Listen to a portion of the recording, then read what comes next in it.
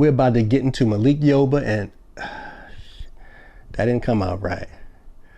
We're about to talk about Malik Yoba and his love for transams. Come on now. What's up? Welcome back to I Got Crabs. Why do I say that? Because I got crabs. Plenty of them. Yep. Back down to Port Tobacco Marina one more time. Port Tobacco restaurant. We're going to try to do Equis beer. It's my first time trying it. You've seen the commercials a million times. Be thirsty, my friends, and all that kind of stay thirsty, my friends, something like that. We're going to get down with the crabs with the Dos Equis today. So let's get into it. Malik Yoba, Mr. New York Undercover, Empire, a slew of other things, from plays to videos. What is going on with him? He says he's trans attracted. So it appears to be a lot to, unpack, but it really isn't.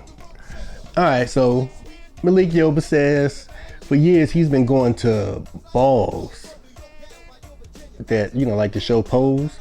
But why do they call it balls if, never mind that part. So he's been going to clubs with transgenders. He's been going to workshops and he's been speaking at workshops and what have you. He's been at gay pride parades. He's also been inside of gay pride floats and on the floats at gay pride parades. They sometimes have on costumes. Sometimes they'll decorate the entire float as a feminine symbol or something. I think one time he was part of a nipple. Nevertheless, our boy Malik Yoba says he's heterosexual. Heterosexual male. And he loves women. All women. And it's hard to really understand because on his interview with The Breakfast Club, he had two transsexuals with him and a gay man or queer man. I don't know. I can't remember what he, defined himself as, even if he did at all. But Charlemagne the God asked Malik Yoba, was he coming out? Malik Yoba said he's not coming out, he's stepping up. Keep that point in mind, all right? So he said he's attracted to women, trans women, women in general. And in my opinion, all men, all heterosexual men have been attracted to a transsexual at least once. From 40 feet away. It happens all the time. You're driving, you see somebody, nice woman, 40, 50 feet away, but the closer you get, you realize it's not what you bargained for aesthetically. You jump ship. But Malik Yoba stays on board. And that's where the difference is. He's attracted and he can roll with them all the way. When I say all the way, according to this transsexual in New York, all the way. Malik Yoba has a reputation of being out there with the transsexuals cruising the avenue. And it turns out that a woman said that when she was 13, her and Malik Yoba were getting it on. I'm not gonna get into that. That's their business. That's her lawsuit. That's for him to defend. I'm not touching that one. We're gonna get Dave Chappelle's stand-up comedy special, Sticks and Stones, to help us understand this, because that wasn't just comedy that Dave Chappelle did. It's actually I'm not gonna say a blueprint, but it's a loose guide to helping others understand what's going on. The alphabet people community. People like me would always say, I don't care. Yeah, that's your business, that's your life, what you do in the bedroom, how you live your life, that's you. I don't care. Well, Kevin Hart said that to Lil Nas X, and cancel culture came after him again. They love Kevin Hart. They got Kevin on the ropes. I apologize on Kevin has been doing. They want to keep riding because they figure they got themselves one. So they say, when one of us says we don't care, that they will not be dismissed, they will not be discounted, and we will not erase their existence. That's how they interpreted it. That's cool. But that's not what Kevin was saying. And that's not what I say when I say I don't care. So I guess I may have to change the way I say things. But when we say we don't care, we're basically saying, do what you want to do. You don't have to explain yourself to anybody. You don't owe anybody an explanation. That's your business. So if you want to, you can say F everybody else. This is what y'all do. Y'all can say F everybody else. This is our world. This is how we live our lives. Speaking of which, we're going to put a spin on hip hop because this guy's hip hop, whether you know it or not. You may find out later if you choose to. The shirt we're rocking is Mr. Johnny Cash. Please ignore the hand. Don't be offended by that finger. Johnny Cash, hip hop minded. And another thing I learned by watching the Breakfast Club interview with Malik Yoba is all these terms are ever changing and growing and evolving, and in real time we're hearing different terms come to light.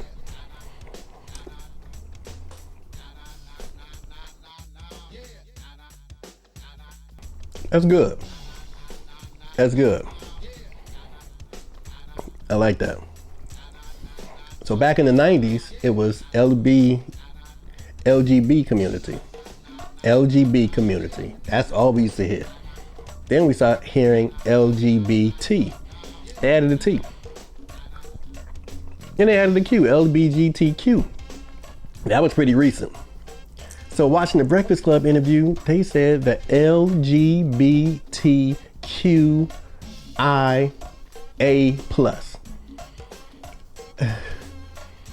I don't know what the extra terms are.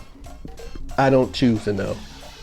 I don't want to learn quantum physics either. That book can stay over there, and all those acronyms can stay over there. I'm not getting in all that. Nope. But back to Malik Yoba. I actually hung out with Malik Yoba one night. Whoever the coolest celebrity is, you know, that's how he was. He was not standoffish. Came up, approached everybody, introduced himself, invited everybody in, made sure everybody was taken care of as far as alcohol or what have you, and everyone was having a good time. Real chill lounge type club. And I believe it was his club. So here's what I came to learn by listening to the Breakfast Club interview. If someone identifies as female, if Malik Yoba and those who think like him in that community, if he has sex with one of those people, and I mean one of those is in whatever they define themselves as, if she defines herself as a woman or he defines himself as a woman, a heterosexual man remains heterosexual regardless of the other person's genitalia.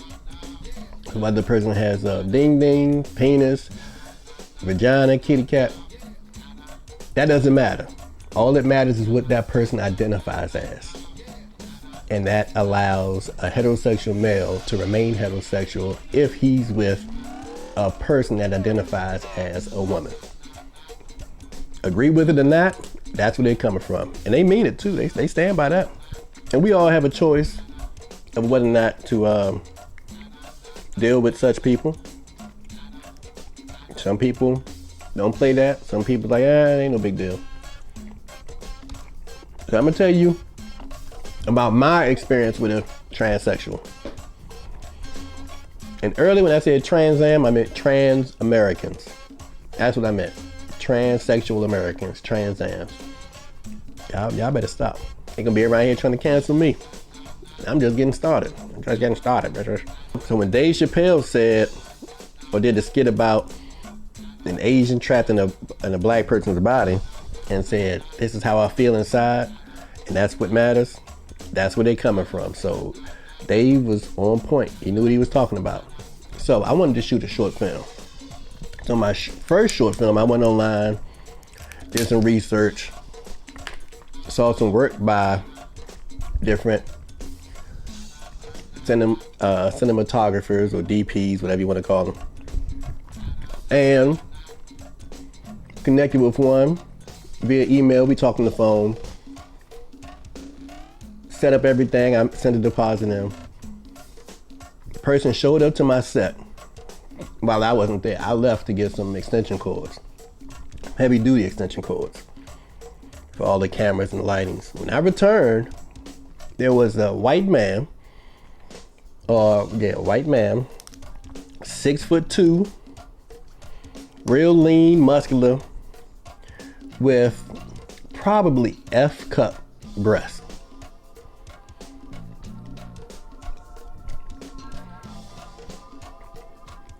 And he told me that he was in the middle of transforming.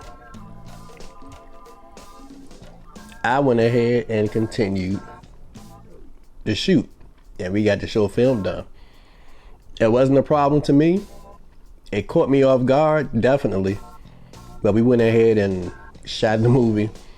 I'll put it out one day, but it's all good with me. So that's it with the Malik Yoba situation. If y'all can make sense of it, do so. If you can't, watch the Breakfast Club interview. Maybe you can understand what it all boils down to. Whatever the person identifies as, that's who you're having sex with. And that's it. Me, Johnny Cash, Malik Yoba, LGBTQIA+. I said it right. Them alphabet boys. And they coming to get y'all.